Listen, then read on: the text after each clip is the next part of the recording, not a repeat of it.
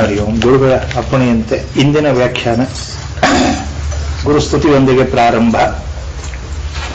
ಗುರುವೇ ಸರ್ವಲೋಕಾನಾಂ ವಿಷಜೇ ಭವರೋಗಿಣಾಂ ನಿಧಯೇ ಸರ್ವವಿದ್ಯಾನಾಂ ಶ್ರೀ ದಕ್ಷಿಣಾಮೂರ್ತಯೇ ನಮಃ. ಸದಾಶಿವಸಮಾರಂಭಾಂ ಶ್ರೀಶಂಕರಾಚಾರ್ಯ ಮಧ್ಯಮಾಂ ಅಸ್ಮದಾಚಾರ್ಯ ಪರ್ಯಂತಾಂ ವಂದೇ ಗುರುಪರಂಪರಾಂ. ಓಂ ನಮೋ ಭಗವತೆ ವಿರಾಜೇಶ್ವರಾಯ. ಓಂ ಶ್ರೀ ಗಣೇಶಾಯ ನಮಃ. ಓಂ ಶ್ರೀ ಮಹಾಸರಸ್ವತ್ಯೈ ನಮಃ. ವಸುದೇವಸುತಂ ದೇವಂ ಕಂಸಚಾಣೂರಮರ್ದನಂ ದೇವಕೀ ಪರಮಾನಂದಂ ಕೃಷ್ಣಂ ವಂದೇ ಜಗದ್ಗುರುಂ. ಮೂಕಂ ಕರೋತಿ ವಾಚಾಲಂ ಪಂಗುಂ ಲಂಘಯತೆ ಗಿರಿಂ ಯತ್ಕೃಪಾತಮಹಂ ವಂದೇ ಪರಮಾನಂದಮಾಧವಂ. ನಾರಾಯಣಂ ನಮಸ್ಕೃತ್ಯ ನರಂ ಚೈವ ನರೋತ್ತಮಂ ದೇವೀಂ ಸರಸ್ವತೀಂ ವ್ಯಾಸಂ ತತೋ ಜಯಮುದೀರಯೇತ್.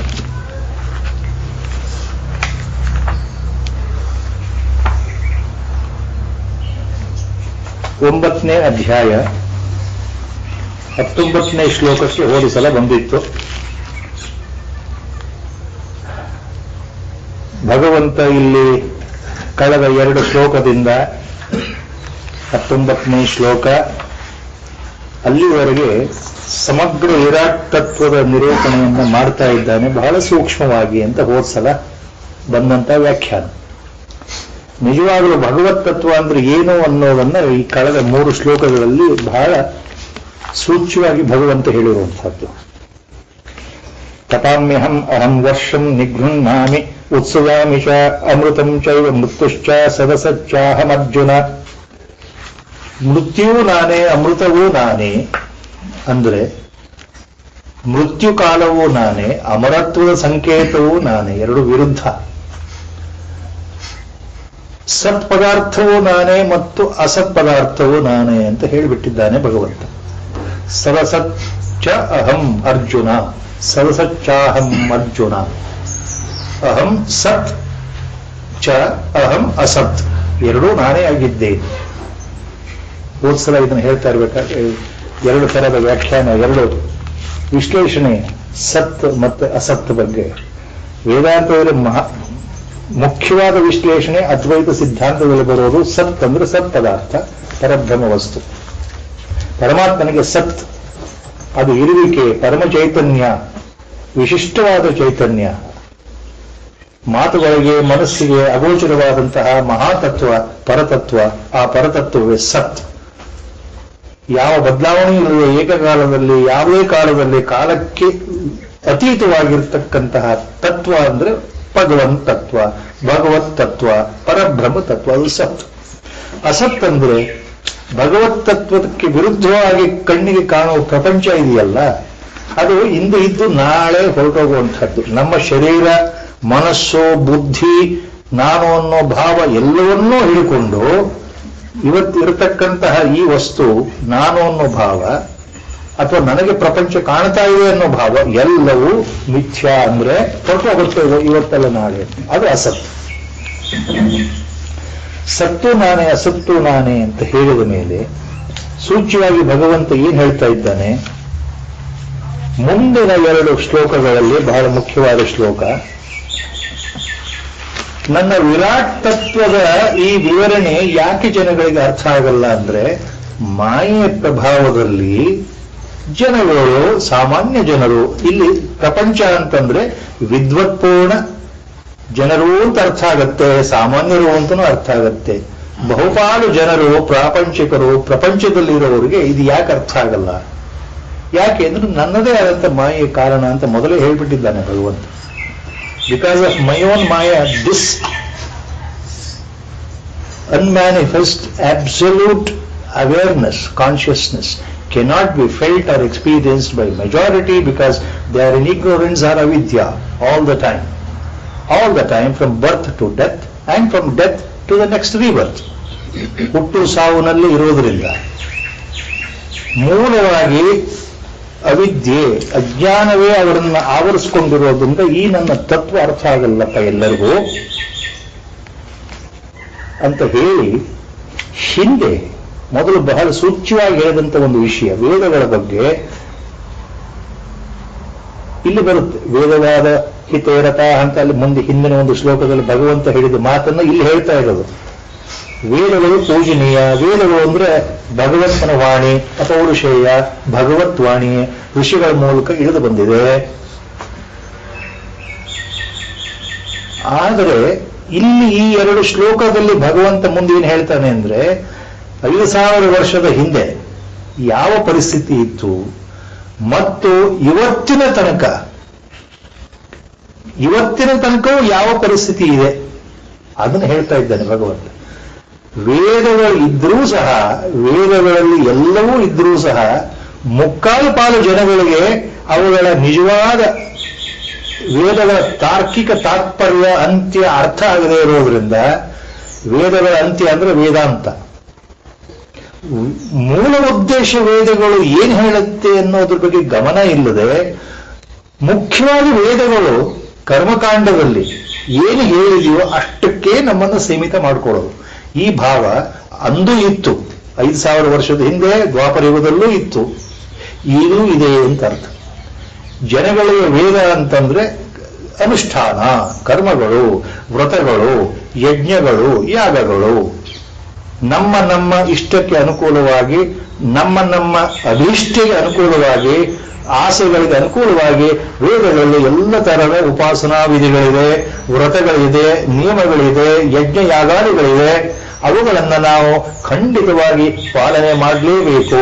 ಈ ಕರ್ಮಗಳನ್ನು ನಾವು ಅನುಸರಿಸಲೇಬೇಕು ಅಂತ ಆ ಕರ್ಮಕಾಂಡದ ವಿಧಿಯನ್ನ ಜೈಮಿನಿ ಮಹರ್ಷಿಗಳು ಪೂರ್ವ ಮೀಮಾಂಸದಲ್ಲಿ ವೇದಗಳ ಮುಖ್ಯ ತಾತ್ಪರ್ಯ ಅಂದ್ರೆ ಕರ್ಮ ಮಾಡೋದು ಅಂತ ಹೇಳಿದ್ರು. ಅದನ್ನು ಪೂರ್ವ ಮೀಮಾಂಸಾ ಶಾಸ್ತ್ರ ಅಂತ ಜೈಮಿನಿ ಮಹರ್ಷಿಗಳು ಕರ್ಮಕ್ಕೆ ಪ್ರಾಧಾನ್ಯತೆ ಕೊಟ್ಟರು. ಅದನ್ನು ಕುಮಾರಿಲ ಭಟ್ರು ಸಹ ಒಪ್ಕೊಂಡು ಅದನ್ನು 8ನೇ ಶತಮಾನದಲ್ಲಿ ನಮ್ಮ ದೇಶದಲ್ಲಿ ಕರ್ಮ ಸಿದ್ಧಾಂತ ಅಂತಂದ್ರೆ ನಾವು ಕರ್ಮ ಮಾಡ್ತಾನೆ ಇರಬೇಕು, ಕರ್ಮಗಳೇ ಮುಖ್ಯ, ವೇದಗಳಲ್ಲಿರ್ತಕ್ಕಂಥ ಕರ್ಮಗಳು ಮಾಡೋದು ನಮ್ಮ ಕರ್ತವ್ಯ ಅಂತ ಕುಮಾರಿಲ ಭಟ್ರು ಆ ಮಾತನ್ನು ಹೇಳಿಬಿಟ್ರು. ಸೊ ಎಲ್ಲ ಮುಕ್ಕಾಲು ಭಾಗ ನಮ್ಮ ವೇದಜ್ಞರು, ವೇದವನ್ನು ಅರಿತಿರ್ತಕ್ಕಂತಹ ವೇದವಿದರು, people who are authority on Vedas, people who are really Vedic scholars, who have understood the mantras and anuvags and ruks of all the Vedas, the Brahmanas, Samhitas and Aranyakas, all these things. Now, from the beginning, for thousands of years, what Lord is hinting next is, they are following only the visible part of the Veda, rituals, sacrifices, yajnas, because by performing these things according to Veda, according to rituals, according to Shastras, ultimately we go to heaven. ಸ್ವರ್ಗ ಪ್ರಾಪ್ತಿಯೇ ಇಲ್ಲಿ ಮುಖ್ಯ ಉದ್ದೇಶ.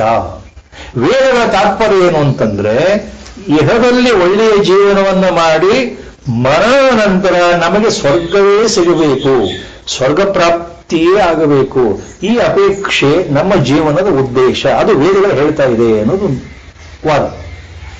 ವೇದಗಳ ಪ್ರಕಾರ ನಮ್ಮ ಎಲ್ಲಾ ಕರ್ಮಗಳು ಸ್ವರ್ಗವನ್ನ ಹೊಂದೋದಕ್ಕೆ ಇರಬೇಕು ಅನ್ನೋ ವಾದ ಬಲವಾಗಿದೆ. ಇವತ್ತಿಗೂ ಇದೆ, ಹಿಂದೆ ಬಹಳ ಇತ್ತು.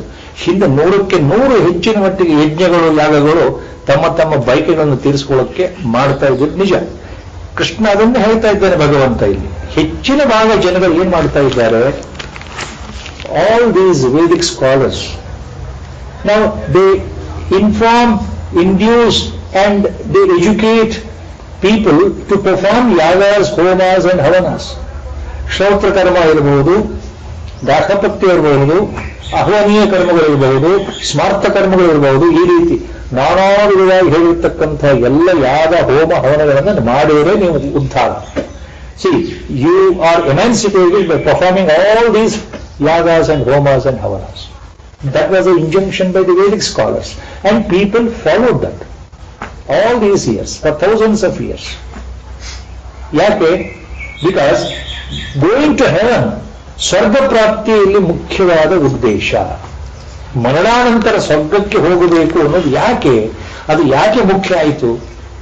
ವೇದಗಳ ಕೊನೆ ಭಾಗ, ಅರಣ್ಯಕಗಳಲ್ಲಿ ಬರತಕ್ಕಂತಹ ಕೊನೆ ಭಾಗ, ಆ 5% ಏನಿದೆ, ಅದನ್ನೇನು ವೇದಾಂತ ಅಂತ ಹೇಳ್ತೇವೆ. ಉಪನಿಷತ್ ಭಾಗಕ್ಕೆ ಅಲ್ಲಿ ಪ್ರಾಮುಖ್ಯತೆ ಕೊಡಲೇ ಇಲ್ಲ ಯಾರು. ಸಾಮಾನ್ಯ ಜನಗಳಿಗೆ ಉಪನಿಷತ್ ಅಂದ್ರೆ ಏನೂ ಗೊತ್ತಿಲ್ಲ ಇರತಕ್ಕಂಥ ಕಾಲ ಅದು. ಆ ಉಪನಿಷತ್ತುಗಳು ಏನು ಹೇಳುತ್ತೆ, ಜ್ಞಾನ ಮಾರ್ಗ ಆಗಲಿ, ಉಪಾಸನಾ ಮಾರ್ಗ ಆಗಲಿ, ಇವೆಲ್ಲವರಿಂದ ನಾವು ನಮ್ಮ ಸ್ವರೂಪವನ್ನು ಅರ್ಥ ಮಾಡಿಕೊಳ್ಬೇಕು. ನಾವು ಆತ್ಮಸ್ವರೂಪವಾಗಿದ್ದೇವೆ. ಸ್ವತಃ ನಾವು ದೇಹವೂ ಅಲ್ಲ, ಮನಸ್ಸೂ ಅಲ್ಲ, ಬುದ್ಧಿ ಅಲ್ಲ, ಆತ್ಮತತ್ವವೇ ನಾವು ಅನ್ನೋದು ಅದು ಹೇಳ್ತಾ ಇದೆ. ಅದನ್ನು ಬಿಟ್ಬಿಟ್ರು, ಕೇವಲ ಕರ್ಮಕಾಂಡಕ್ಕೆ ಸೀಮಿತ. See, they confined themselves to the 3/4 of the Veda which deals with Karmakanda. Why? To get heaven. Because the point is, in heaven, there are no sufferings at all. All the time there is joy and pleasure. In heaven, when you go, according to Vedas, in heaven, when the Jivatma enters after the death, what happens? No hunger, no thirst. Whatever you expect, everything is available there. The moment you imagine, everything is available. There are no diseases. And you always remain young. There is no old age and related diseases. So in heaven, perpetually, eternally, you remain young, and in that Sukshma Sharira, you enjoy the life, all the pleasures, whatever you expect. That is the most enjoyable thing. So everybody wanted that only. ಸ್ವರ್ಗ ಅಂತಂದ್ರೆ ಅಲ್ಲಿ ಯಾವ ರೋಗ ರುಜಿನಗಳಾಗಲಿ, ನರಕದ ಭಯ ಆಗಲಿ, ತೊಂದರೆಗಳಾಗಲಿ, ತಾಪತ್ರಗಳಾಗಲಿ ಇಲ್ಲದೇ ಇರತಕ್ಕಂತಹ ಆ ಒಂದು ಸ್ಥಳ, ಅವಸ್ಥೆ. ಯಾವಾಗಲೂ ಆನಂದವಾಗಿರ್ತಕ್ಕಂಥ, ಸುಖವಾಗಿರ್ತಕ್ಕಂತಹ ಅವಸ್ಥೆ, ಯಾವುದೇ ತೊಂದರೆ ಇಲ್ಲದೆ ಇರತಕ್ಕಂಥ ಅವಸ್ಥೆ, ಏನೆಲ್ಲ ಬಯಸಿದರೂ ತಕ್ಷಣ ದೊರೆಯುವಂತಹ ಅವಸ್ಥೆ, ಅದು ಸ್ವರ್ಗ. ಅದು ಪ್ರಾಪ್ತಿಯಾಗಬೇಕು. ಅದು ನಮ್ಮ ಜೀವನದ ಉದ್ದೇಶ. This was the point. So people explained only that. Vedic scholars concentrated on that and extolled the people to always think on that line and perform your Vedic rituals. ನಿಮ್ಮ ವೇದ ಉಕ್ತವಾದಂತಹ ಕರ್ಮಗಳನ್ನು ಸ್ವರ್ಗ ಪ್ರಾಪ್ತಿಗೆ ಮಾಡಬೇಕು ಅನ್ನೋ ಒಂದು ಭಾವ ಎಲ್ಲರಲ್ಲೂ ಬಂದ್ಬಿಡ್ತು. ಅದನ್ನು ಭಗವಂತ ಹೇಳ್ತಾ ಇದ್ದಾನೆ. ನಿಜವಾದ ಅರ್ಥದಲ್ಲಿ ಏನಾಗ್ತಾ ಇದೆ? ತ್ರೈವಿದ್ಯಾ ಮಾಂ ಸೋಮಪಾ ಪೂತ ಪಾಪ ಯಜ್ಞೇ ವಿಶ್ವಾ ಸ್ವರ್ಗತಿಂ ಪ್ರಾರ್ಥಯಂತೆ ತೇ ಪುಣ್ಯಮಾಸಾದ್ಯ ಸುರೇಂದ್ರಲೋಕಂ ಅಶ್ನಂತಿ ದಿವ್ಯಾನ್ ದಿವಿದೇವ ಭೋಗಾನ್. ते पुण्यमासाद्य सुरेंद्रलोक, सुरेंद्रलोकान् आसाद्य दिवि दिव्यान् देवभोगान् अश्नन्ति. ಸ್ವರ್ಗಲೋಕವನ್ನು ಸೇರಿದ ಮೇಲೆ ಆ ಸ್ವರ್ಗಲೋಕದಲ್ಲಿ ದೇವಲೋಕ, ಇಂದ್ರಲೋಕ, ವೈಭೋಗ ತುಂಬಿರತಕ್ಕಂತಹ ಸ್ವರ್ಗಲೋಕದಲ್ಲಿ ಎಲ್ಲ ರೀತಿಯ ಭೋಗಗಳನ್ನ, ಸುಖ ಸಾಮ್ರಾಜ್ಯವನ್ನ ಅನುಭವಿಸ್ತಾರೆ. ಅದಕ್ಕೋಸ್ಕರ ಆ ಸ್ವರ್ಗವ ಲೋಕವನ್ನು ಸೇರೋಕ್ಕೋಸ್ಕರವೇ ಜನಗಳು ಯಜ್ಞ ಯಾವ್ಯಾವುದರಿಂದ ಮಾಡ್ತಾರೆ. ಅರ್ಜುನ ತಿಳ್ಕೊಳಪ್ಪ. ತ್ರೈವಿದ್ಯಾ ಮಾಂ ಸೋಮಪಾಹ ಪೂತಪಾಪ. ಸೋಮಪಾಹ ಪೂತಪಾಪ ತ್ರೈವಿದ್ಯ. ದೀಸ್ ವರ್ಡ್ಸ್ ತ್ರೈವಿದ್ಯ. Rigveda, Yajurveda, Atharvaveda, Samaveda, Tri. These three main divisions of Veda, they are mainly concerned with the rituals to take you to heaven.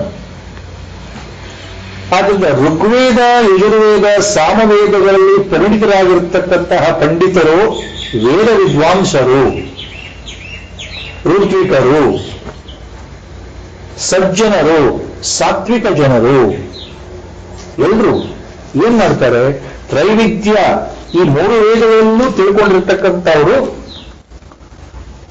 ತಮ್ಮ ಯಜ್ಞ ಯಾಗಾದಿಗಳಲ್ಲಿ ಸೋಮಪಾಹ ಪೂತಪಾಪಾಹ, ಆ ಯಜ್ಞಗಳಲ್ಲಿ, ವಿಧಿಗಳಲ್ಲಿ ಸೋಮಬಳ್ಳಿಯಿಂದ ತಯಾರಾದ ಸೋಮರಸವನ್ನು ಬಳಸಿ ಯಜ್ಞಕ್ಕೆ ಆಹುತಿ ಕೊಟ್ಟು ಶೇಷವಾಗಿ ಉಳಿದಿರ್ತಕ್ಕಂಥ ಸೋಮರಸವನ್ನು ಸ್ವೀಕಾರ ಮಾಡಿದರೆ ಅವರು ಆ ಯಜ್ಞಕ್ಕೆ ಅಧಿಕಾರಿಗಳಾಗೋದ್ರ ಜೊತೆಗೆ ತಮ್ಮ ಪಾಪಗಳನ್ನ ಕಳೆದುಕೊಂಡು ಸ್ವರ್ಗಲೋಕಕ್ಕೆ ಹೋಗಲು ಅವ್ರಿಗೆ ಅಧಿಕಾರ ಸಿಗುತ್ತೆ.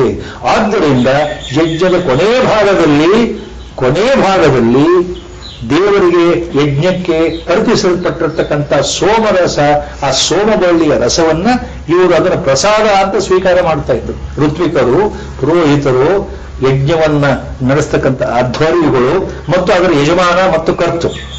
So the people who are involved in these sacrifices, yajnas, they used to offer the somarasa as offering, sacrifice, oblation to the god, and then take it as prasada. Somapaha Potapapa. Somapaha antandre taking somarasa as a prasadam later. And they became Potapapa, so that their sins were abolished. Now since all the obstacles meant to reach heaven, all those obstacles were removed by such a proper ritualistic yajna, homa, havana by the scholars. So Traividya Somapaha Putapapa ಯಜ್ಞೈಹಿ ಮಾಂ ಇಷ್ಟ್ವಾ. ಈ ರೀತಿ ಯಜ್ಞಗಳಿಂದ, ಯಾಕೆಂದ್ರೆ ನನ್ನನ್ನ ಕುರಿತು ಅಂತಂದ್ರೆ ಇಲ್ಲಿ ಭಗವಂತ ಹೇಳ್ತಾ ಇರೋದು, ಯಜ್ಞಗಳಲ್ಲಿ ಯಾರನ್ನ ಕುರಿತು ಯಜ್ಞ ಮಾಡ್ತಾರೆ ಅಂದ್ರೆ ಇಂದ್ರಾದಿ ದೇವತೆಗಳನ್ನ ಕುರಿತು ಯಜ್ಞ ಮಾಡ್ತಾರೆ. ಇಂದ್ರ ದೇವತೆನ ಆಹ್ವಾನ ಮಾಡೋದಾಗ್ಲಿ, ಕುಬೇರನ ಆಹ್ವಾನ ಮಾಡೋದಾಗ್ಲಿ, ವರುಣ, ಅಗ್ನಿ, ಈ ರೀತಿ ದೇವತೆಗಳನ್ನ ಆಹ್ವಾನ ಮಾಡಿ ಅಲ್ಲಿ ಹವಿಸ್ಸು ಆಹುತಿ ಕೊಡೋದು. ಇಂದ್ರಾದಿ ದೇವತೆಗಳು ಅವರನ್ನ ಆಹ್ವಾನ ಮಾಡಿ ಈ ಯಜ್ಞದಲ್ಲಿ ಸೋಮರಸವನ್ನು ಪ್ರಸಾದವಾಗಿ ಸ್ವೀಕರಿಸಿ, ಯಾಕೆ ಅವರು ಅದನ್ನ ಮಾಡ್ತಾರೆ ಅಂತಂದ್ರೆ ಸ್ವರ್ಗತಿಂ ಪ್ರಾರ್ಥಯಂತೆ, ಸ್ವರ್ಗಕ್ಕೋಸ್ಕರ ಪ್ರಾರ್ಥನೆ ಮಾಡ್ತಾರೆ. In order to reach heaven they perform. So they perform yajnas to reach heaven. That is the first line. ತ್ರೈವಿದ್ಯಾ ಮಾಂ ಸೋಮಪಾ ಪೂತಪಾಪ ಯಜ್ಞೈರಿಷ್ಟ್ವಾ ಸ್ವರ್ಗತಿಂ ಪ್ರಾರ್ಥಯಂತೆ.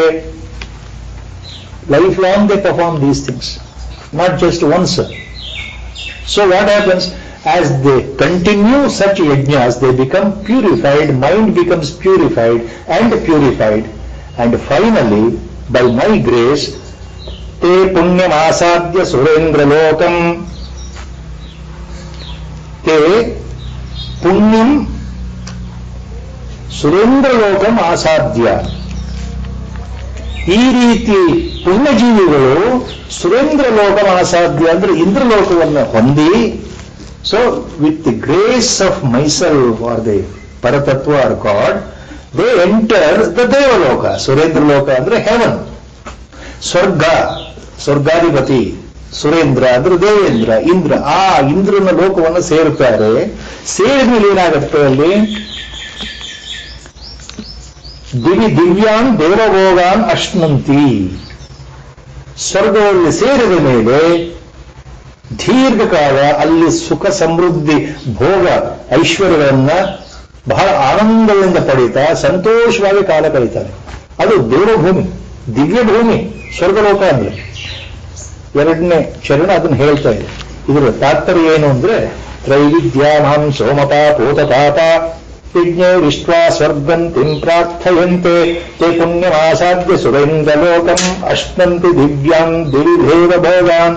ಅಶ್ನಂತಿ ದಿವ್ಯಾಂ ದಿವಿದೇವ ಭೋಗಾನ್. So they strive hard ultimately to enter heaven. This is majority. This is the nature because of karma kanda. 75 to 80% of the Veda bulk contains such rituals to see that you prosper in life, not only in the present life and also after the life. ಅಂದ್ರೆ ಇಹ ಜನ್ಮದಲ್ಲಿ ಮರಣ ಬರುವವರೆಗೆ ನಾವು ಸುಖ ಶಾಂತಿಗಳನ್ನು ಪಡೆಯೋದು ಹೇಗೆ, ಅಭ್ಯುದಯ ಪಡೆಯೋದು ಹೇಗೆ, how to prosper in this life and how to prosper after the death, that is going to heaven. Both things are related in the Vedas. All that we do for these two things. Look Arjuna, people do this in order to reach heaven. But he is hinting here, the next shloka is so clear. Before we go to the next shloka, one interesting point I remembered somewhere. There were long back, some 4-5 years back, I think in paper some reports came that they have discovered or rediscovered the Soma creeper. ಸೋಮಲತೆ ಹಿಮಾಲಯದಲ್ಲಿ ಎಲ್ಲೋ ಸಿಕ್ಕಿದೆ ಅಂತ ಬಹಳಷ್ಟು ಜನ ಅದ್ರ ಬಗ್ಗೆ articles ಬರೆದ್ರು, ನಮಗೆ ಗೊತ್ತಿದೆ ಅಂತ ಹೇಳಿದ್ರು. ವೇದಗಳಲ್ಲಿ ಹೇಳಿರ್ತಕ್ಕಂಥ ಸೋಮರಸ ಎಲ್ಲಿ ಸಿಗುತ್ತೆ? ಸೋಮ ಬಳ್ಳಿಯಲ್ಲಿ ಸಿಗುತ್ತೆ. See the creeper is called soma in Sanskrit. There is no equivalent word in English. So that soma is a creeper available in Himalayas. So some reports came long back. How far it is true, we don't know. But in Vedas, if you go to Rasa Shastra, the alchemy part of the Veda, there it is mentioned the importance of Soma liquid, Soma Rasa. Very interesting, one small point here, off the record I am talking. This Soma creeper, Somalate, Soma Balli, ಹೇಗಿರುತ್ತೆ ಅಂದ್ರೆ ಸರ್ಪಾಕೃತಿಯಲ್ಲಿರುತ್ತೆ. It is serpentine in nature, a small creeper. And in the first 15 days of every month, Shukla Paksha 1 to 15, Pratipada, Dwitiya, Tritiya, Chaturthi, Panchami, like that. The first 15 days from that creeper, every day one leaf will emerge from the node. ಆ ಬಳ್ಳಿ ಮೊದಲ 15 ದಿವಸ ಶುಕ್ಲ ಪಕ್ಷದಲ್ಲಿ ಎಲೆ ಇರಲ್ಲ. ಆ ಕಾಂಡದಿಂದ ಒಂದೊಂದೇ ಎಲೆ ಬರುತ್ತೆ, ಕೆಂಪು ತೊಟ್ಟಿರ್ತಕ್ಕಂಥ ಎಲೆ ಒಂದೊಂದೇ ಬರುತ್ತೆ. ಒಂದು ದಿವಸಕ್ಕೆ ಒಂದು, 2 ದಿವಸಕ್ಕೆ ಎರಡನೇದು, 3. So by the time the full Moon day occurs, 15th day, the creeper will have 15 leaves. Then what happens? After full moon day, next 15 days, waning period. ಮುಂದಿನ ಹುಣ್ಣಿಮೆ ಆದ್ಮೇಲೆ ಇನ್ನು ಕೃಷ್ಣ ಪಕ್ಷ ಪ್ರಾರಂಭ ಅಲ್ಲ, ಕೊನೆ 15 ದಿವಸ ಅಮಾವಾಸ್ಯೆ ಬರಬೇಕು. So next the cycle is in the next 15 days, it starts losing 1 leaf per day. And by the time Amavasya, new moon day, again the creeper, only the serpentine stem is there, no leaves. Next Shukla Paksha, it again starts, repetition. So this Soma, this creeper, on a particular muhurtam, particular auspicious muhurtam time, on the full moon day, when all the 15 leaves are there, this has to be taken out by chanting specific mantras, along with its tuber root. The root is succulent, tuber-like. Along with the root it has to be taken out, and then it should be used for the yajna or homa. So the distillation process of this plant gives you the liquid. That is Soma Rasa. This is mentioned in the alchemy part. I had read that somewhere long back. So people drink Soma Rasa as a prasadam. So it purifies them, they become eligible to reach heaven ಅಂತ. ಸೋಮಪಾಹ ಪೂತಪಾಪ ಅಂದ್ರೆ ಅರ್ಥ. ಯಜ್ಞಗಳಲ್ಲಿ ಶ್ರದ್ಧೆಯಿಂದ ಮಾಡಿ ಸೋಮರಸವನ್ನು ಪ್ರಸಾದವಾಗಿ ಸ್ವೀಕರಿಸಿದ ನಂತರ ಅವರು ಸ್ವರ್ಗವನ್ನ ಗಳಿಸಬೇಕು ಅಂತ ಮಾಡ್ತಾ ಇರೋದ್ರಿಂದ ಮರಣಕಾಲದಲ್ಲಿ ಅವರಿಗೆ ಸ್ವರ್ಗ ಪ್ರಾಪ್ತಿ ಆಗತ್ತೆ Arjuna. This is what he says.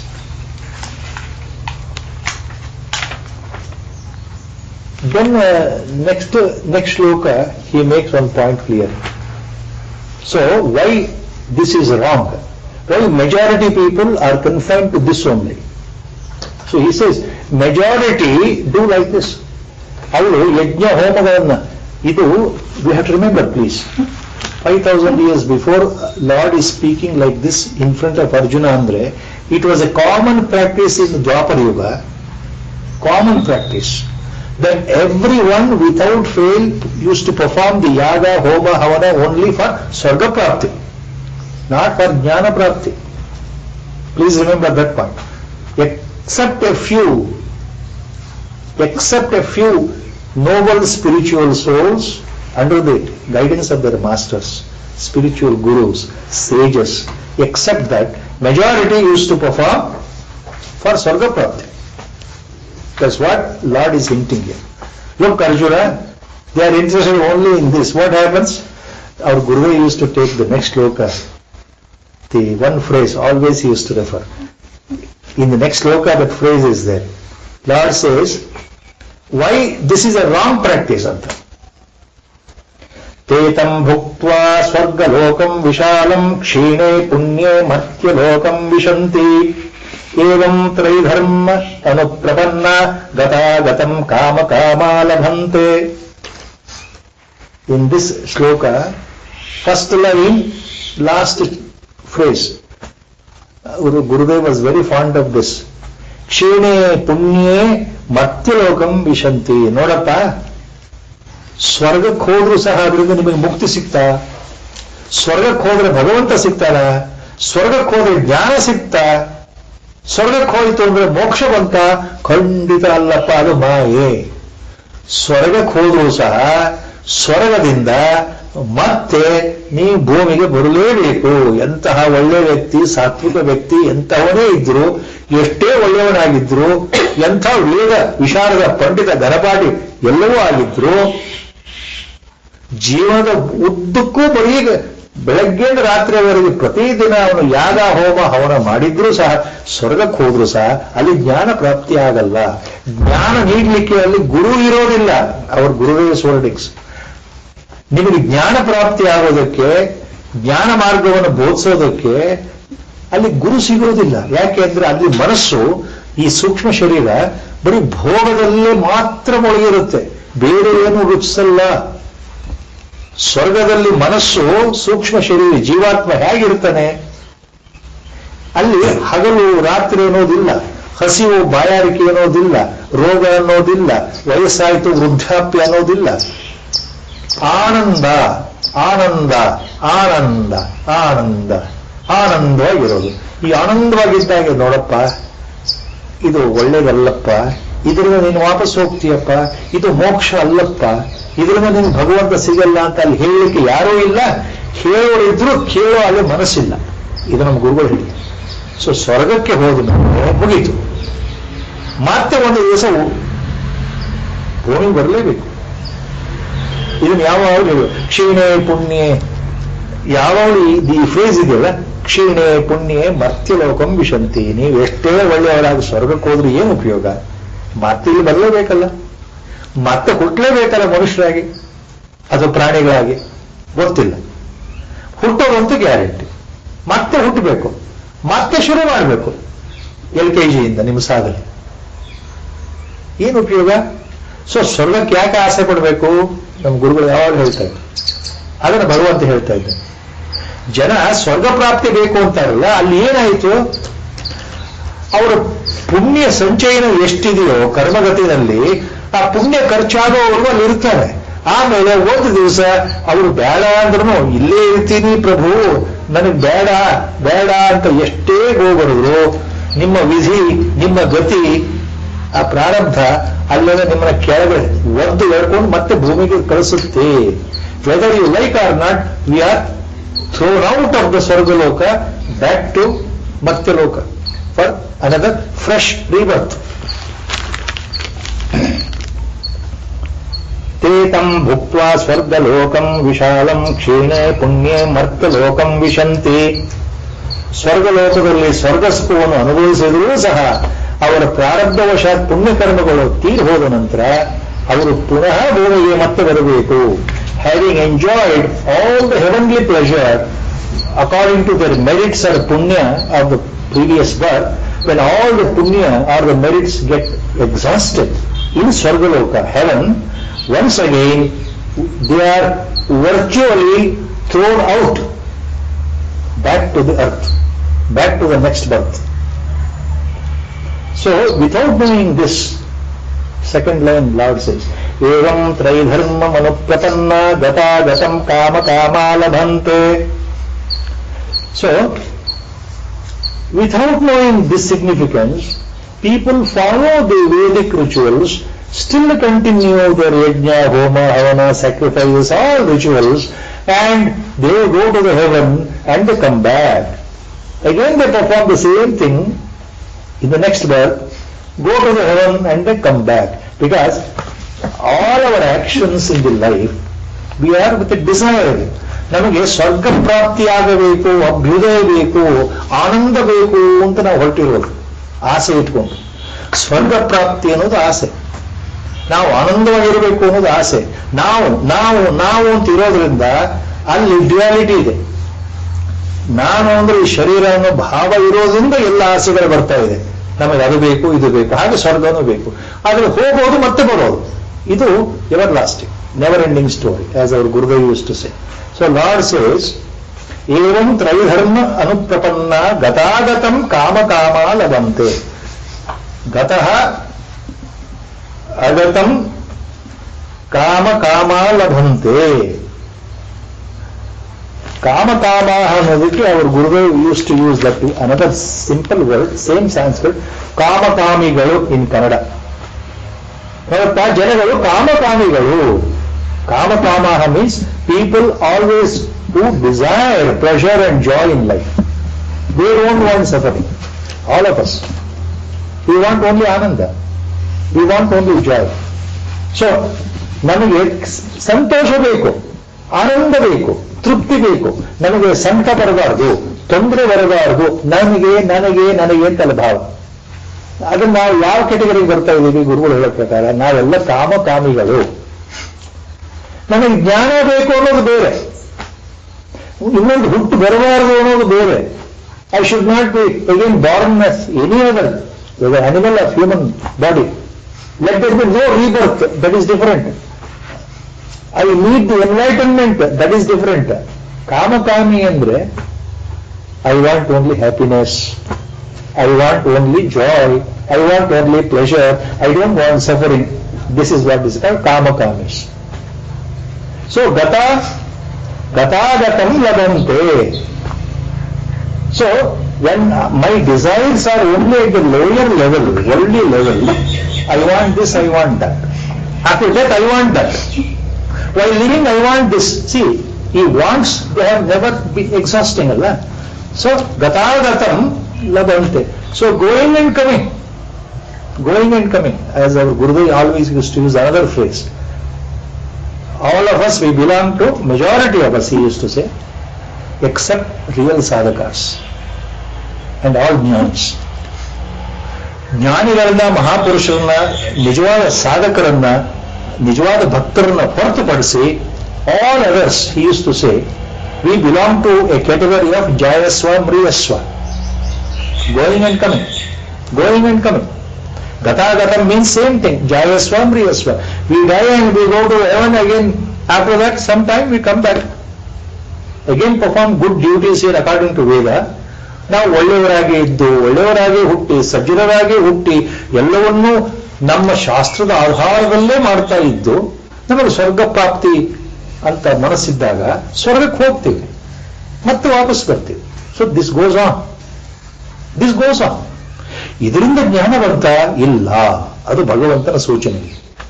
From this you are not emancipated, you don't get realization, you don't get ಬ್ರಹ್ಮಜ್ಞಾನ ಅಂತ ಅರ್ಥ. You never become realized by such rituals only ಅಂತ ಅರ್ಥ ಅದು. So he used to always refer this one's phrase, Kshene Punye Matyalokam Vishanti. So whatever good deeds you do here, our Gurudev was very clear. Karma Yoga definition ಏನು, Jnana Yoga definition ಏನು, what is the core teaching of Bhakti Yoga or Jnana Yoga or Karma Yoga andre, he used to take this place. When you perform your actions here with some desires, whatever desire, no emancipation. Again, rebirth continues. When you do good deeds with some desire in the mind, you get good rewards, but again you are reborn. ಅಂತರ್ಥ. ನಾವು ಎಷ್ಟೇ ಒಳ್ಳೆ ಕೆಲಸಗಳನ್ನ ಕೆಲವು ಆಸೆ ಇಟ್ಕೊಂಡು ಮಾಡೋದಾದ್ರೆ, ಅಂದ್ರೆ ನನಗೆ ಒಳ್ಳೇದಾಗ್ಲಿ, ನನಗೆ ಇಂಥದ್ದು ಸಿಗಲಿ ಅನ್ನೋ ಒಂದು ಒಳ ಆಸೆ ಇದೆಯಲ್ಲ, ಡೀಪ್ ಸಿ ಪ್ಲೀಸ್ ರಿಮೆಂಬರ್, ಅವರು Gurudev was very clear, all ಜ್ಞಾನಿ ಸೇವೋದನ್ನೇ ನಮ್ಮ ಗುರುಗಳು ಹೇಳ್ತಾ ಇದ್ದಾರೆ.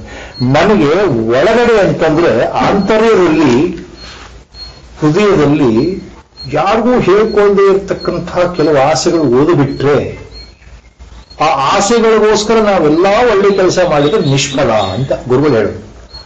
ನೀವು ಆಸೆಗಳನ್ನು ಬಿಟ್ಟು ಮಾಡಿ, ಅದೇ ದಟ್ ದ ಪಾಯಿಂಟ್. ನಿಜವಾದ ಕರ್ಮಯೋಗ ಅಂದ್ರೆ don't have any desire like that, don't expect anything, do. ನಮ್ಮ ಗುರುದೇವರು ಎಷ್ಟು ಸ್ಪಷ್ಟ ಮಾಡಿದ್ದಾರೆ ಅಂದ್ರೆ, ಇದನ್ನ ಎಲ್ಲ ಮಾತ್ರ ಹೇಳಿದ್ದಾರೆ. ವೇದಗಳು ಹೇಳಿರ್ತಕ್ಕಂಥ ಹಾಗಾದ್ರೆ ಯಜ್ಞ ಹೋಮ ಹವನ ನಾವು ಮಾಡಬಾರ್ದ ಅನ್ನೋ ಪ್ರಶ್ನೆ ಭಗವಂತ ಹೀಗೆ ಹೇಳ್ತಾ ಇದ್ದಾನಲ್ಲ, ಆಗ ನಾವು ಮಾಡಬಾರ್ದ? ನಾವು ಭಗವಂತನ ಪೂಜೆ ಮಾಡಬಾರ್ದ? ವೇದಗಳ ಪ್ರಕಾರ ಅಲ್ಲಿರೋದು ನಾವು ಮಾಡಲೇಬಾರ್ದ ಉಪಾಸನೆ ಅಂದ್ರೆ ಅದಲ್ಲ. ಖಂಡಿತವಾಗ್ಲೂ ಗುರುಗಳು ಹೇಳ್ತಾ ಇದ್ರು, ಹೋಮವನ್ನ ಮಾಡಿ, ಯಜ್ಞವನ್ನ ಮಾಡಿ, ಉಪಾಸನೆಯನ್ನ ಮಾಡಿ, ವೇದಗಳ ಪ್ರಕಾರ ಎಲ್ಲವನ್ನೂ ಮಾಡಿ, ಆದ್ರೆ ಒಳಗಡೆಯಿಂದ ಹೇಗಿರಬೇಕು? ಎಲ್ಲವೂ ಭಗವಂತ ನಿನಗೆ ಅರ್ಪಣೆ ಅಂತ ಮಾಡಬೇಕು. ಆಚಾರ್ಯ ಭಗವತ್ಪಾದರು ಹೇಳಿದ ಮಾತನ್ನ ನಮ್ಮ ಗುರುಗಳು ಎಷ್ಟೋ ಸಲ ಹೇಳಿದ್ರು. ಭಗವಂತ ನಿನಗೋಸ್ಕರ ಮಾಡ್ತಾ ಇದ್ದೇನೆ, ನನಗೋಸ್ಕರ ಅಲ್ಲ ಅನ್ನೋ ಭಾವದಿಂದ ನಾವು ಶ್ರದ್ಧೆಯಿಂದ ಯಜ್ಞವನ್ನ ಮಾಡಿದರೆ, ಶ್ರದ್ಧೆಯಿಂದ ಒಂದು ಯಾಗವನ್ನ ಮಾಡಿದರೆ, ಒಂದು ಪೂಜೆಯನ್ನ ಮಾಡಿದರೆ, ಖಂಡಿತ ಅದು emancipation. There is difference what Lord is speaking here, what our Gurudev made it very clear. So ಈ ವೇದಗಳನ್ನ ತೆಗೊಳ್ತಾ ಇಲ್ಲ, ನಾವು ಯಾವ ಭಾವದಲ್ಲಿ ವೇದ ಕರ್ಮಗಳನ್ನು ಆಚರಿಸ್ತೀವಿ ಅನ್ನೋದು ಇಂಪಾರ್ಟೆಂಟ್ ಅಂತ. How we take, how we interpret, what is our desire, why we are doing the ritual, that is important. That's what our Gurudev used to say. And next, and I remember here one beautiful story Gurudev said, I just remembered now. Rarely he used to, small anecdotes. He referred on beautiful story, why Bhagavad Gita is difficult to understand. ಬಹಳ ಹೇಳಿದ್ದಾರೆ, ಈಗ ಒಂದು ನೆನಪಿಗೆ ಬರ್ತಾ ಇದೆ ಗುರುಗಳು ಹೇಳಿದ್ದು. ಒಂದು small story, A great, very humble, simple, very poor Brahmin family with wife, A great scholar and a great exponent of Bhagavad Gita. He is a very good preacher of Bhagavad Gita. Beautiful authority in Sanskrit. And he used to, when he used to explain, give pravachana lectures on Bhagavad Gita, it was so fantastic. But very poor, humble family. They had no money at all. Poorest of the poor. Even living was difficult. So sometimes he used to think, or Gurudev said, I am doing the service of Lord by preaching Bhagavad Gita. But why I am in such a poor condition? Lord has not bothered. Then one fine day, the thought came, why I should not go to the neighboring kingdom where the king is supposed to be very generous. So let me go there and then give pravachan, lectures on Bhagavad Gita. So he goes there, requests the king. King was generous enough. Okay. So for next 1 month he gives every day beautiful lectures on Bhagavad Gita. Beautiful elucidation. Bhagavad Gita ಮೇಲೆ 1 ತಿಂಗಳು ಯಾವ ರೀತಿ ಪ್ರವಚನ ಮಾಡಿದರು ಅಂದ್ರೆ ರಾಜನ ಸಭೆಯಲ್ಲಿ ಅಂದ್ರೆ ಎಲ್ಲರೂ ಮಂತ್ರಮುಗ್ಧರಾಗಿ ಕೇಳ್ತಾ ಇದ್ರು. ಅಂತಹ ಪ್ರವಚನ ಕೇಳೇ ಇಲ್ಲ ಅವ್ರ ಜೀವನದಲ್ಲಿ ಅಂತ. ಅಷ್ಟು ಮನಮುಟ್ಟುವ ಹಾಗೆ ಭಗವದ್ಗೀತೆಯ ವ್ಯಾಖ್ಯಾನವನ್ನ ಹೇಳ್ತಾ ಹೋದ್ರು 1 ತಿಂಗಳು. ಆ 1 ತಿಂಗಳು ಅವರು ಅಲ್ಲೇ ವಾಸ, ಅವ್ರಿಗೆ ಊಟ ತಿಂಡಿ ಅರಮನೆಯಿಂದ ಬರ್ತಾ ಇತ್ತು. 1 ತಿಂಗಳು ಆದ ಮೇಲೆ ಬಹಳ ಆನಂದದಿಂದ ಅವರಿಗೆ ಶಾಲನ್ನ, ಹಣ್ಣುಗಳನ್ನ ಸಮರ್ಪಣೆ ಮಾಡಿ ರಾಜ ಬಹಳ ಸಂತೋಷವಾಗಿ ಅವ್ರನ್ನ ಬೀಳ್ಕೊಟ್ಟಂತೆ. ಮುಗಿದ ಮೇಲೆ ಇವರು ಹೊರಟರು along with his wife. After 1 month he came back to his village, this scholar, and then after coming back home he told his wife, after 1 month what happened? Lord, king appreciated, people appreciated, they were all happy about my explanation on Bhagavad Gita.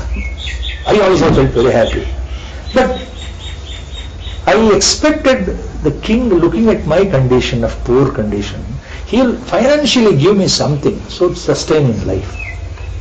He never gave. See, how can I ask him?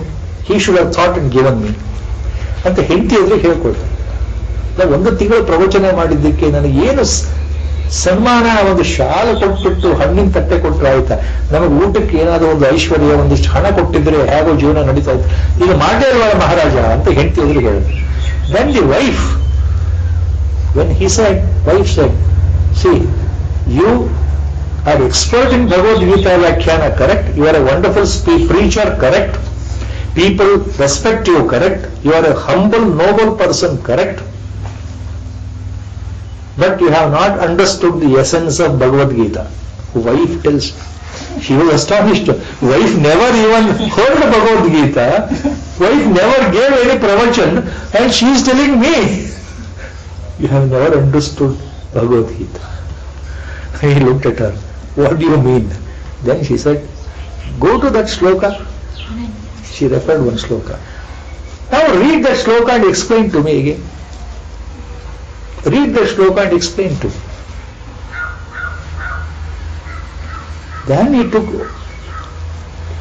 Then he again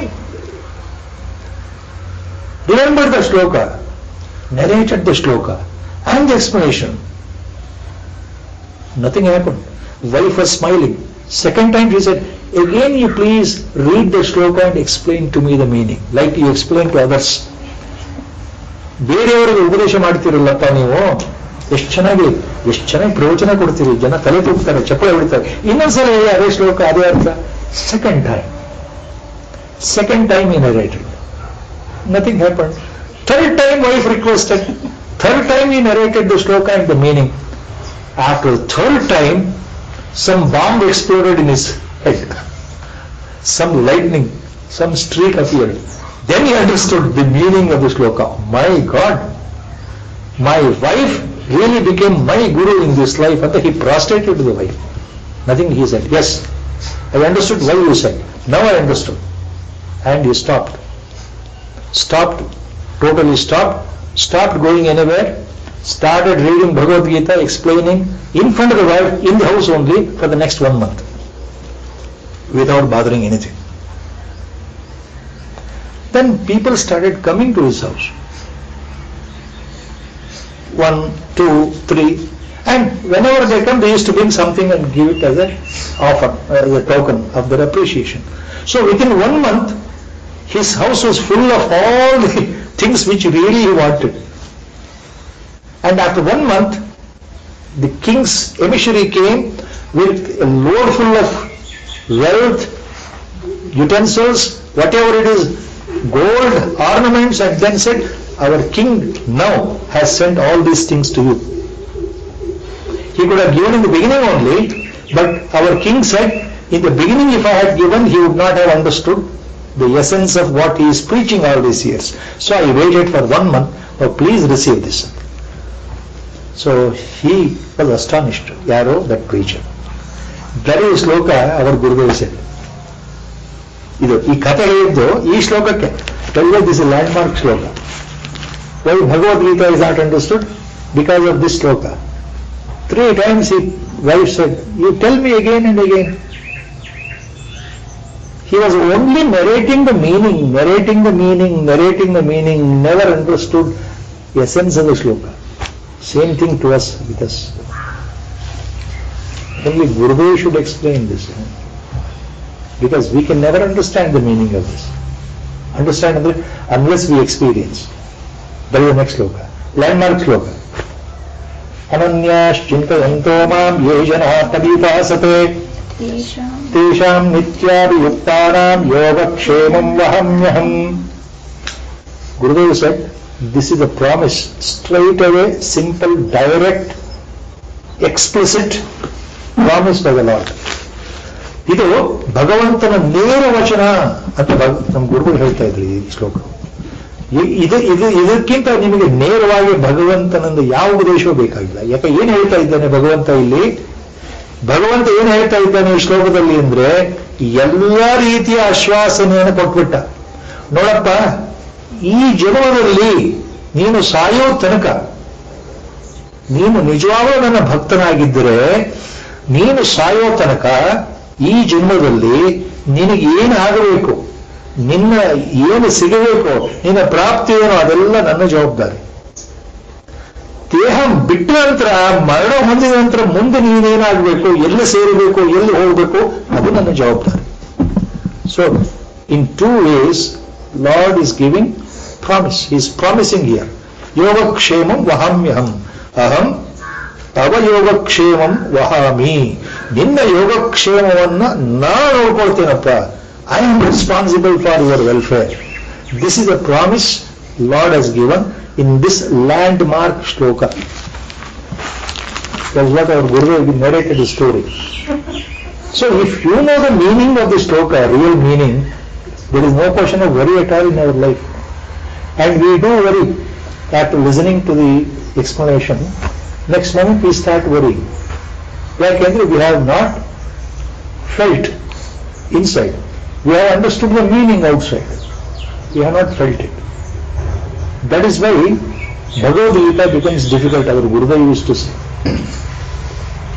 Ananyas chittayanto mam yejana paryupasate. So those who think of me all the time, meaning is very simple. We think we understand. We understand the meaning. ಯಾರು ನನ್ನನ್ನು ನೋಡಪ್ಪ ಅರ್ಜುನ ಯಾವಾಗಲೂ ನೆನೆಸ್ಕೊಳ್ತಾರೋ, ನನ್ನ ಉಪಾಸನೆ ಮಾಡ್ತಾರೋ, ನನ್ನ ಭಜನೆ ಮಾಡ್ತಾರೋ, ನನ್ನ ಕೀರ್ತನೆ ಮಾಡ್ತಾರೋ, ನಾಮ ಸಂಕೀರ್ತನೆ ಮಾಡ್ತಾರೋ, ನನ್ನ ಜಪವನ್ನು ಮಾಡ್ತಾರೋ, ನನ್ನ ಬಗ್ಗೆನೇ ಚಿಂತನೆ ಮಾಡ್ತಾರೋ, ದೈವ ಚಿಂತನೆ ಯಾರ ಮನಸ್ಸಲ್ಲಿ ಇರುತ್ತೆ, ನೋಡಪ್ಪ ಅರ್ಜುನ ಅವರೆಲ್ಲ ನನ್ನ ಭಕ್ತರಲ್ವಾ. ಪ್ರತಿ ಸಲವೂ ಅವರು ನನ್ನ ಬಗ್ಗೆನೇ ಯೋಚನೆ ಮಾಡ್ತಾ ಇದ್ರೆ, ತಮ್ಮ ಬಗ್ಗೆ ಅಲ್ಲ, ನನ್ನನ್ನೇ ಅವರು ಧ್ಯಾನ ಮಾಡ್ತಾ ಇದ್ರೆ, ತಮ್ಮ ಬಟ್ಟೆ ಊಟದ ಬಗ್ಗೆ ಅಲ್ಲ, ನನ್ನನ್ನೇ ಯೋಚನೆ ಮಾಡ್ತಾ ಇದ್ರೆ ಅವ್ರನ್ನ ಯಾರಪ್ಪ ನೋಡ್ಕೊಳ್ಳೋದು? ನಾನೇ ಅಲ್ಲ. ಸೊ ತೇಷಾಂ ನಿತ್ಯಾಭಿಯುಕ್ತಾನಾಂ, when they are eternally involved in my glory or singing my glory, remembering my name, chanting my name, doing japa, doing meditation all the time through the heart, when they offer themselves to me ಅಂತ ಅರ್ಥ ಇದೆ. ನನ್ನಲ್ಲಿ ಸಂಪೂರ್ಣವಾಗಿ ಶರಣಾಗತರಾದರೆ, ನನ್ನನ್ನ ಈ ಸರ್ವಕಾಲದಲ್ಲೂ ಸ್ಮರಿಸ್ತಾ ಇದ್ರೆ, ನೀನೇ ಎಲ್ಲ, ಹೌದಪ್ಪ ನಾನೇನು ಅಲ್ಲ ಅನ್ನೋ ಭಾವ. You are everything, I am nothing. As Harbans Sharma says, as our Gurudev mention in the epilogue, scientist search for truth, Lord comes and tells, that's what Mr. Sharma tells our Gurudev. Lord came in my dream and said, मैं सब कुछ हूं, तू कुछ भी नहीं. Lord said, I am everything, you are nothing. That's what Lord told me. That's Sharma's wordings. And our Gurudev, how much he beautifully appreciated that. So if I believe like that, Lord is everything, I am nothing. That is the point. Tesham nityariyuktanam yogakshemam vahamyam. I look after that. I look after their welfare. Now, Yogakshema word normally means welfare. So if you remember me, I look after you. If you think of me all the time, I am there for you. ಇದು ಬಹಳ ಸುಲಭದಲ್ಲಿ ಅರ್ಥ ಆಗತ್ತೆ ನಮಗೆ. ಯಾವುದು ಈ ಶ್ಲೋಕದ ಭಾವ. ಅನನ್ಯವಾಗಿ ಅಂದ್ರೆ, ಅನನ್ಯ ಅಂದ್ರೆ ಏನು ಅಂದ್ರೆ, ನಿಷ್ಕಳಂಕವಾದ ಮನಸ್ಸಿನಿಂದ ಭಗವಂತನ ನೀನೇ ಸರ್ವಜ್ಞ, ನೀನೇ ಕರ್ಮಾಧ್ಯಕ್ಷ, ನೀನೇ ಜಗತ್ಪಿತ, ನೀನೇ ಜಗತ್ಮಾತ, ನೀನೇ ಪಿತಾಮಹ, ಎಲ್ಲವೂ ನೀನೇ ಆಗಿದ್ರಿಂದ ನಿನ್ನ ಬಿಟ್ಟು ನನಗೆ ಗತಿ ಇಲ್ಲ ಅನ್ನೋ ಭಾವ, ಅದು ಮನಸ್ಸನ್ನು ಕೊಡೋದು ಅನನ್ಯ. ಆ ಅನನ್ಯ ಭಾವ ಅಂದ್ರೆ ಅದು ಅನನ್ಯ ಭಕ್ತಿ ಅಂತ. ಭಕ್ತಿಯ ಪರಾಕಾಷ್ಠೆಗೆ ಅನನ್ಯ ಭಕ್ತಿ, ಪರಾಭಕ್ತಿ ಅಂತ ಇನ್ನೊಂದು ಹೆಸರಿದೆ. ಅಂದ್ರೆ ಭಕ್ತಿಯ ಪರಾಕಾಷ್ಠೆ ಅನನ್ಯ ಭಕ್ತಿ ಅಥವಾ ಪರಾಭಕ್ತಿ ಅಂದ್ರೇನು? ಅನನ್ಯ ಮೀನ್ಸ್ ಅನವರತ, all the time. All the time ಅಂದ್ರೆ ಮತ್ತೆ ಪ್ರಶ್ನೆ ಅಲ್ಲ, 24 ಗಂಟೆ ನಮಗೆ ಭಗವಂತ ನೆನಪು ಮಾಡ್ತೇವೆ, ನಾನು ಕೆಲಸ ಮಾಡೋದು ಹೇಗೆ, ನನ್ನ life all my regular activities 24 hours into 60 minutes into 60 seconds. If you say I should remember him mantra, how is it possible? I'll be talking to somebody, working something, going, looking after my life. I'll be scolding my children. I'll be scolding my wife. How do I remember? Ananya ಚಿಂತೆಯಂತೋ ಮಾಂ. ಯಾವಾಗಲೂ ನೀನು ನನ್ನನ್ನು ನೆನೆಸ್ಕೊಳ್ಬೇಕು ಅಂದ್ರೆ ನಾವು ಯಾವಾಗಲೂ ಆಗೋದಿಲ್ವಲ್ಲ sir. See mind how logically correct. Mind logically puts the question. So that's why our Gurudev used to say, in core essence, it is difficult for anybody to understand Bhagavad Gita. Ananyash chintayanto mam. Ananya mam chintayantaha. And that means the point should be there in the mind all the time. Otherwise we should not budge from the point. I should know very clearly, very clear, precise ಆಗಿ ನಮಗೆ without an iota of doubt I should know it ಅಂತ. ಯಾವುದು?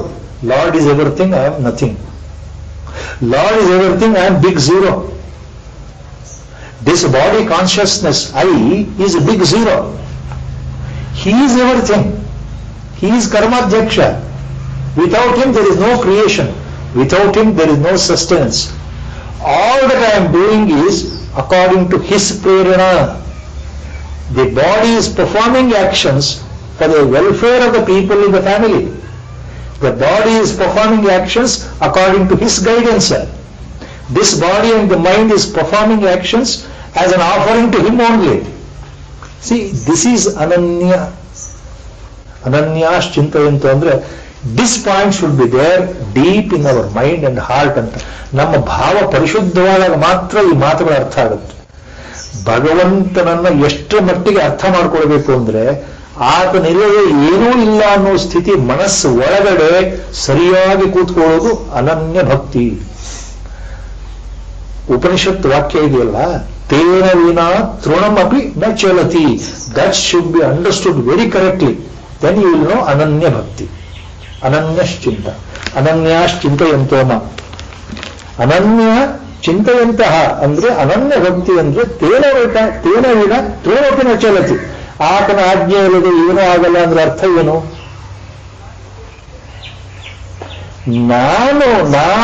ನಾನು ಮಾಡ್ತಾ ಇದ್ದೀನಿ ಅನ್ನೋ ಭಾವ ಸುಳ್ಳು. ನಾನು ಒಂದು ಉಪಕರಣ. I am only instrument. He is sitting inside getting things done from me. I am this ego. If I believe that I am doing, the ego is talking. I am not doing anything. This is only a manifestation, temporary manifestation. Allah. Tomorrow it will go when the body dies. Where is this ego? Where is the individuality? Where is the personality called Nagaraj Padki? It becomes zero when the body goes away. So, if you know that very well, this itself is mithya. So that is the point here. Ananya chintayantah. So, if you understand the sarvajñatva of Lord and your alpajñatva, you are nothing. He is everything. That is ananya chintayanta. With that, when you perform your sadhana, japa, meditation, sankirtana, nama japa, whatever it is, with offering to God, without expecting anything in return from God. ನಾನು ಭಗವಂತನ ಸೇವೆ ಮಾಡ್ತಾ ಇರೋದು ಕೇವಲ ಆತನ ಸಂತೋಷಕ್ಕೆ. ನನಗೇನಾದ್ರೂ ಕೊಡ್ಲಿ, ಮೋಕ್ಷ ಕೊಡ್ಲಿ, ನನಗೆ ಸ್ವರ್ಗ ಕೊಡ್ಲಿ ಅಂತಲ್ಲ, ನನಗೆ ಒಳ್ಳೇದು ಮಾಡಲಿ ಅಂತಲ್ಲ, ನನಗೆ ದುಡ್ಡಿಲ್ಲ ಭಗವಂತ ನೀನು ನನಗೆ ದುಡ್ಡು ಕೊಡಬೇಕು, ನನಗೆ ಬಂಗ್ಲೆ ಕೊಡಬೇಕು ಅಂತಲ್ಲ. ಸಿ ದಟ್ ಇಸ್ ಅನನ್ಯಾಶ್ಚಿಂತೆ ಅಂತ. Without expecting anything, I for the sake of love, for the sake of love, C I chant. For the sake of pure love I take God's name. For the sake of love, divine love, I sit and do meditation. That should be the feeling. Expecting nothing, remembering God. When that is the case, Tesham Nitya, if this becomes Nityadi Yuktanam andreno, if this becomes a regular habit, ಈ ರೀತಿ ನಮ್ಮ ಜೀವನ ನಡೀತಾ ಇದ್ರೆ ಅಂಥವರ ಯೋಗಕ್ಷೇಮ, ತೇಷಾಂ ಯೋಗಕ್ಷೇಮಂ ಅಹಂ ವಹಾಮಿ. ಅಂಥವರ ಯೋಗಕ್ಷೇಮವನ್ನು ನಾನು ನೋಡ್ಕೊಳ್ತೇನೆ Arjuna. So with such people, devout people, such really understood noble people who are expecting nothing, desireless people, who are worshipping me without any desire, then only I look after them. Now, if you are expecting something, you will not get from me ಅಂತ. ನಿಮಗೆ ಲೌಕಿಕವಾದ ಆಸೆಗಳು ಇಟ್ಕೊಂಡೇ ನಾನು ಪೂಜೆ ಮಾಡೋದಾದ್ರೆ ಅದು ಎಷ್ಟೋ ಅಷ್ಟು ಫಲ ಸಿಗುತ್ತೆ, ನಾನು ಸಿಗಲ್ಲ ನಿಮಗೆ. ನಾನು ಸಿಗಬೇಕು ಅಂದ್ರೆ ಯಾವಾಗ ಅರ್ಥ? ಆಸೆಗಳಿಲ್ಲದೆ ನಾನು ಪೂಜೆ ಮಾಡಬೇಕು. Worship me without expectation. Then I am there all the time with you. I am there to look after you. Yogakshema. Yoga, see, yogakshema is a combined word of two. Yoga and Kshema. Yoga plus Kshema ಅಲ್ಲ. Yoga means what? That which we don't have, that which we don't possess. No, obtaining, that is yoga. ನಮಗೆ ಭಗವಂತ ಸಿಕ್ಕಿಲ್ಲಲ್ಲ, ನಮಗೆ ಪರಮಾನಂದ ಅಂದ್ರೆ ಏನು ಗೊತ್ತಿಲ್ಲ, ನಮಗೆ ಜ್ಞಾನ ಅಂದ್ರೆ ಗೊತ್ತಿಲ್ಲ, ಆ ನಿಜಾನಂದ ಅಂದ್ರೆ ಗೊತ್ತಿಲ್ಲ, ಬ್ರಹ್ಮತತ್ವ ಅಂದ್ರೆ ಗೊತ್ತಿಲ್ಲ, ಬ್ರಹ್ಮಜ್ಞಾನ ಅಂದ್ರೆ ಗೊತ್ತಿಲ್ಲಲ್ಲ. ಯಾವುದು ನಮಗೆ ಗೊತ್ತಿಲ್ವೋ, ಯಾವುದು ನಮಗೆ ಸಿಕ್ಕಿಲ್ವೋ ಅದನ್ನು ಪಡೆಯೋದಿದೆಯಲ್ಲ, ಅದು ಯೋಗ. It can be only thing also. It can be only thing also. Spiritually what we don't possess ಅಂದ್ರೆ what we don't have because of ಅಜ್ಞಾನ, ignorance, to get that enlightenment is yoga. Kshema means what, according to Lord? Once what you get, once what you possess, should not be lost. ನಿಮಗೆ ಜ್ಞಾನ ಬಂದರೆ ಅದು ಕೊನೆಯವರೆಗೆ ಉಳಿಬೇಕಲ್ಲ, ಅದು ಜಾರ ಹೋಗಬಾರ್ದು. ನಾನು ನಿನಗೆ ಸಿಕ್ಕರೆ ಕ್ಷಣದಲ್ಲಿ ನಾನು ನಿನ್ನ ಕೈ ಬಿಡಬಾರ್ದಲ್ಲ, ಭದ್ರವಾಗಿ ನಿನ್ನಲ್ಲಿ ಉಳಿಬೇಕು. ಕ್ಷೇಮ means that which you possess should not be lost. Yoga means what you don't have, giving that to you. Kshema means once you get that, it should not be lost. In both I am responsible. So I am responsible for your yoga, I am responsible for that kshema. Yoga kshemam vahamyaham. In simple parlance, yoga kshema means your total welfare. It includes welfare of the present life. ಈ ಜನ್ಮದಲ್ಲಿ ಸಾವು ಬರೋ ತನಕ, ಮರಣ ಬರೋ ತನಕ, ಕಾಲ ಕಾಲಕ್ಕೆ ನಿನ್ನ ಹಿಂದೆ ಇದ್ದು ನಿನ್ನನ್ನ ನೋಡೋ ಜವಾಬ್ದಾರಿ ನಂದು ಅಂತ ಅರ್ಥ.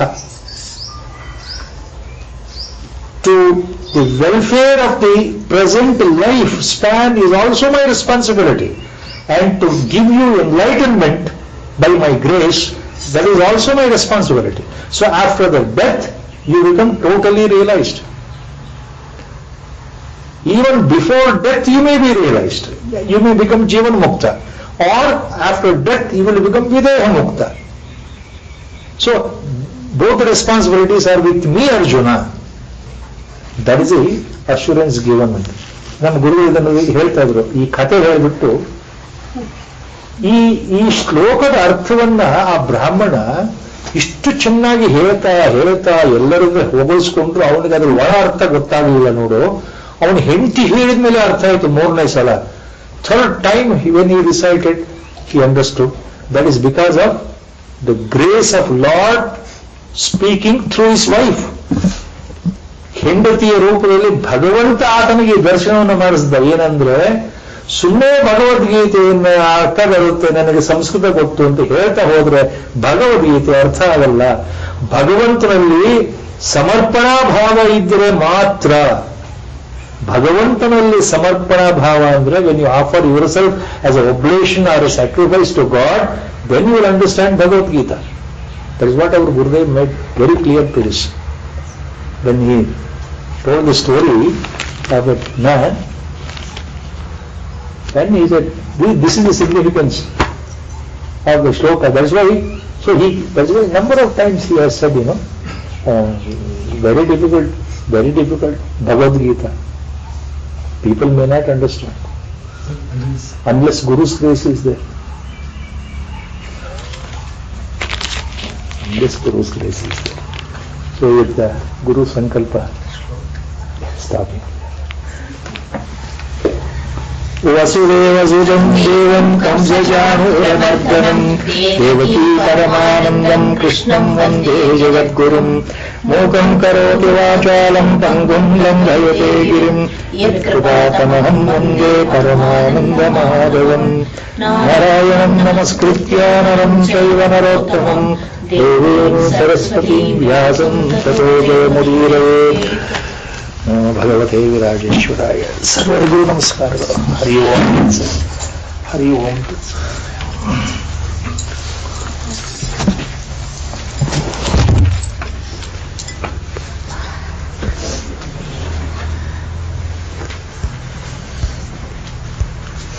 There's no internet connection at the moment.